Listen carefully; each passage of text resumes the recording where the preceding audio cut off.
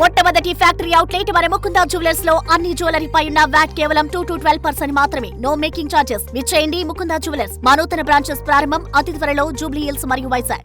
విజయనగరం జిల్లాలో కూటమి పార్టీలు తిరుగులేని విజయం సాధించాయి. ఒక్క స్థానం కూడా దక్కకుండా వైసీపీని తుడిచిపెట్టేశాయి. ఘోర పరాజయంతో కొందరు వైసీపీ నేతలు పాలిటిక్స్ కు గుడ్ బై చెప్పేద్దామని నిర్ణయించుకున్నారట.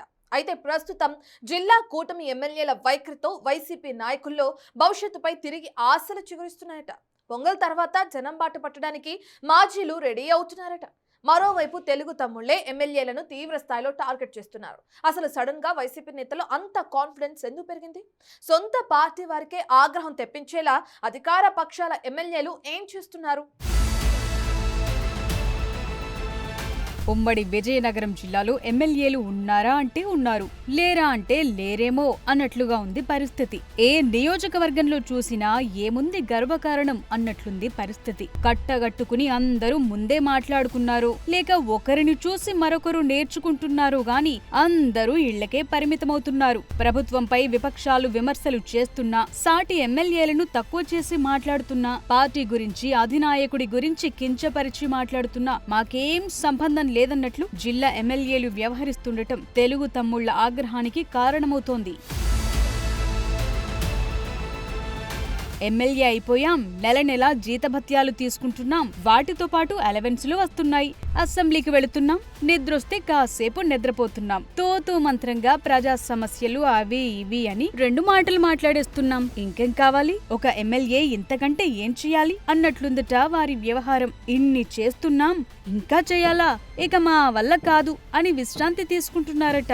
ఇదే జిల్లా వ్యాప్తంగా ఎమ్మెల్యేల పనితీరుపై ప్రజలు, తెలుగుదేశం శ్రేణులు వ్యక్తం చేస్తోన్న అభిప్రాయం. ఇంకా అంటే 1వ తేదీన బయటకొచ్చి 4 వృద్ధులకు, 2 దివ్యాంగులకు పెన్షన్లిస్తున్నామని మరికొందరు గొప్పగా ప్రకటనలు చేసుకుంటున్నారట.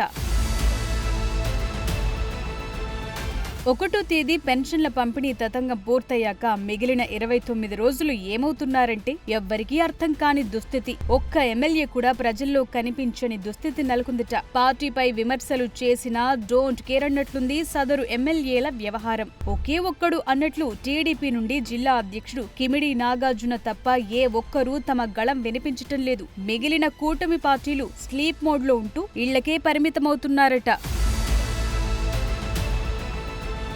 క్రెడిట్ చోరీ అంటూ భోగాపురం అంతర్జాతీయ విమానాశ్రయంపై వైసీపీ నానా యాగి చేస్తోంది. అయితే విజయనగరం జిల్లాలోనే ఉన్న ఆ ఎయిర్పోర్టుపై జిల్లా ఎమ్మెల్యేలు ఒక్కరూ నోరు విప్పటం లేదు. కనీసం ఒక్క ప్రెస్ మీట్ పెట్టి పార్టీకి అండగా కూడా నిలబడటం లేదని సొంత పార్టీ నాయకులే ఆగ్రహం వ్యక్తం చేస్తున్నారట. పార్టీకి, ప్రభుత్వానికి డ్యామేజ్ జరుగుతున్నా అధికారంలో ఉండి కూడా ఒక్కరంటే ఒక్కరు కూడా స్పందించకపోవటం పార్టీ క్యాడర్ ను ఆశ్చర్యానికి గురి చేస్తోంది. జిల్లా టీడీపీ అధ్యక్షుడు కాబట్టి నాగార్జున ఒక్కడే స్పందించాలా, ఎమ్మెల్యేలకు బాధ్యత లేదా అని మండిపడుతున్నారు టీడీపీ శ్రేణులు.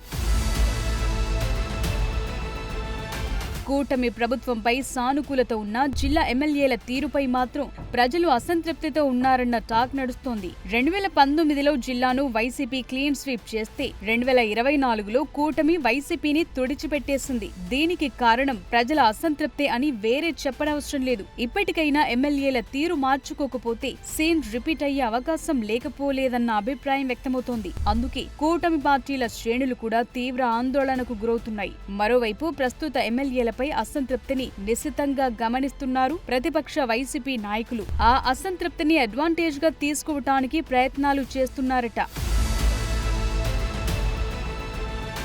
మొన్నటి రిజల్ట్ తో రాజకీయాలకు స్వస్తి పలుకుదామనుకున్న వైసీపీ నాయకుల్లో కూడా మళ్లీ ఆశలు చిగురిస్తున్నాయట.